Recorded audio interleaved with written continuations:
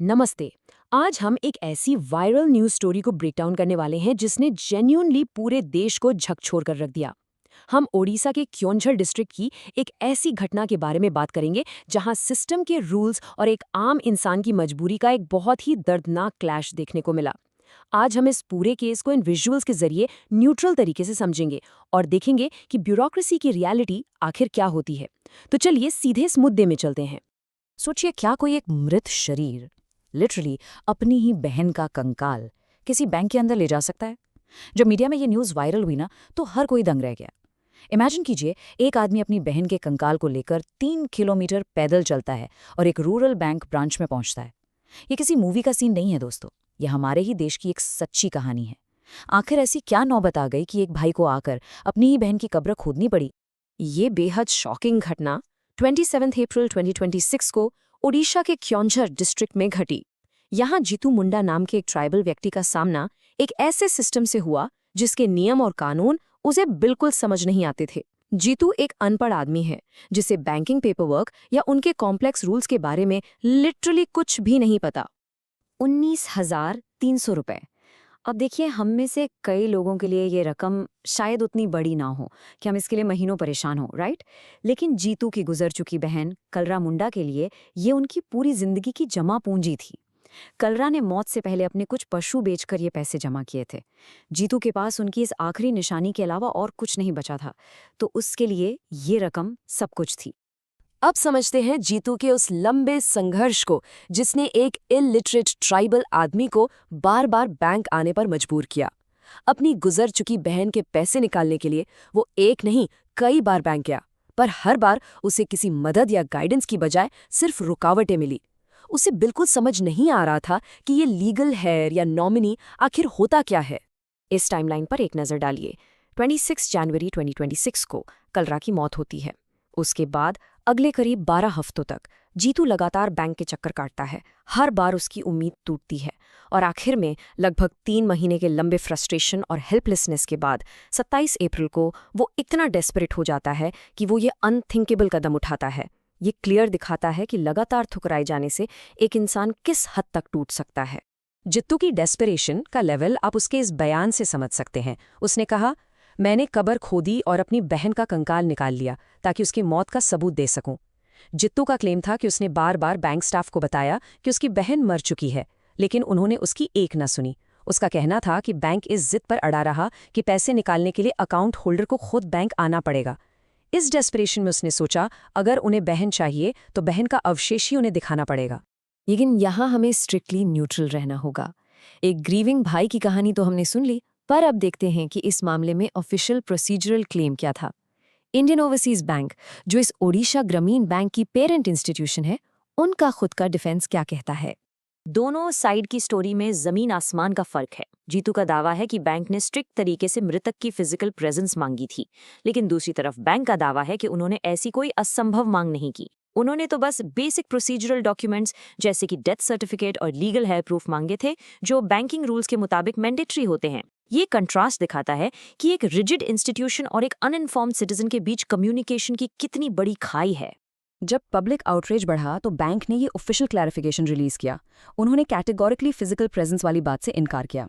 Bank के मुताबिक जब जीतू ने थर्ड पार्टी विड्रॉल की मांग की तो मैनेजर ने साफ बताया कि रूल के मुताबिक लीगल डॉक्यूमेंट जरूरी हैं ताकि किसी और गरीब ट्राइबल महिला के अकाउंट में कोई फ्रॉड ना हो जाए।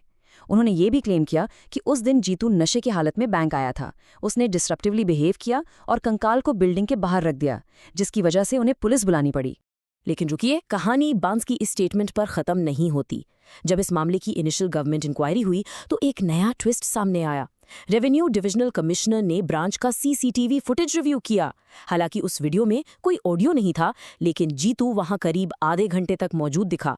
अथॉरिटीज ने नोट किया कि सीसीटीवी में बैंक स्टाफ की बॉडी लैंग्वेज साफ इशारा कर रही थी कि वहां नेग्लिजेंस और एपैथी थी।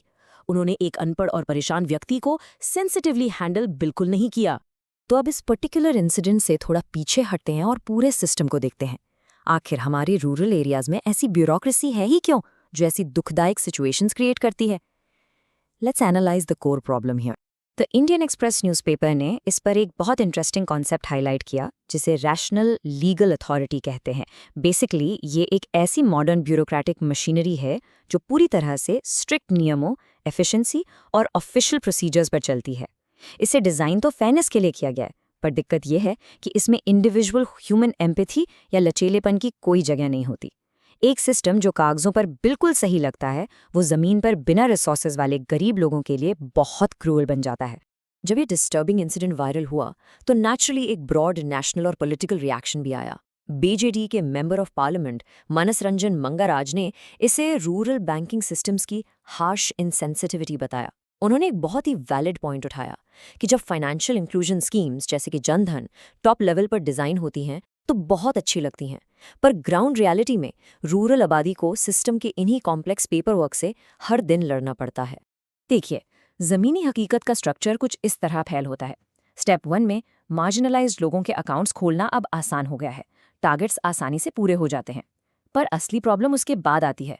स्टेप 2 में जब अकाउंट होल्डर की मौत होती है तो अचानक से स्टेप 3 में कॉम्प्लेक्स डॉक्यूमेंटेशन जैसे डेथ सर्टिफिकेट्स और सक्सेशन पेपर्स की डिमांड आ जाती है। और फिर स्टेप 4 में यही प्रोसीजर जीतू जैसे लोगों के लिए एक अनब्रेकेबल मेज, एक ग्रिडलॉक बन जाता है जहां से वो बिना सही मदद के आगे बढ़ ही नहीं सकते। लेकिन पता है सबसे हैरान करने वाली बात क्या थी? जैसे ही ये कंकाल वाली और एक आम आदमी की घुटन वाली तस्वीर नेशनल न्यूज साइकिल में वायरल हुई, सिस्टम अचानक से नींद से जाग गया। चलिए देखते हैं कि जब पब्लिक आउटरीच जुड़ जाता है तो यही ब्यूरोक्रेसी कितनी तेजी से काम करती है। इस टेबल को ध्यान से देखिए। ये प्री वायरल और पोस्ट वायरल रियलिटी का कॉन्ट्रास्ट है। प्री वायरल रियलिटी में जीतू को लगातार डिले और इग्नोरेंस फेस करना पड़ा, लेकिन पोस्ट वायरल सब कुछ लिटरली कुछ ही घंटों में बदल गया। जो डॉक्यूमेंटेशन महीनों से अटका था वो फास्ट ट्रैक हो गया, जिसे इग्नोर किया जा रहा था उसे रेड क्रॉस फंड से 30,000 रुपए की फाइनेंशियल एड मिल गई, और जो 19,402 रुपए बैंक में अटके थे वो तुरंत रिलीज हो गए। अचानक से सिस्टम की एफिशिएंसी 100% हो गई। ऊपर से नीचे तक सिस्टम ने इमीडिएट एक्शन लिया। चीफ मिनिस्टर ने डायरेक्टली इंटरफियर करके इमीडिएट प्रोब ऑर्डर कर दिया। नेशनल ह्यूमन राइट्स कमीशन ने कलेक्टर और एसपी से रिपोर्ट्स मांग ली ताकि ह्यूमन राइट्स वायलेशन चेक हो सके। लोकल लेवल पर तहसीलदार ने पर्सनली बैंक के साथ कोऑर्डिनेट किया ताकि जीतू का पैसा रिलीज हो सके। और सबसे इंपॉर्टेंट बात, कलरा मुंडा के उन अवशेषों को पुलिस की मौजूदगी और पूरे सम्मान के साथ दोबारा दफनाया गया। तो आखिर में मैं आपके सामने एक बहुत ही ज़रूरी सवाल छोड़ना चाहता हूँ। क्या नियम लोगों के लिए बनाए गए हैं या लोग नियमों के लिए बनाए गए हैं? जीतू मुंडा का केस हमें क्लियरली सिखाता है कि सच्ची फाइनेंशियल इंक्लूजन सिर्फ पेपर पर प्रोसीजर्स टिक मार्क करने से नहीं आती। इसके लिए ह्यूमन एम्पैथी का होना सबसे बड़ा फैक्टर है। आपको क्या लगता है कि इस एक्सट्रीम डेस्परेशन का असली जिम्मेदार कौन है? एक अनपढ़ आदमी जो अपने हक के लिए लड़ रहा था, या एक ऐसी रिजिड सिस्टम जहां पेपर इंसान से ज्यादा बड़ा हो गया है? इस पर जरूर सोचेगा। मैं उम्मीद करती हूँ इस एक्सप्लेनर से आपको इस पूरे मुद्दे की गहराई समझ आई होगी।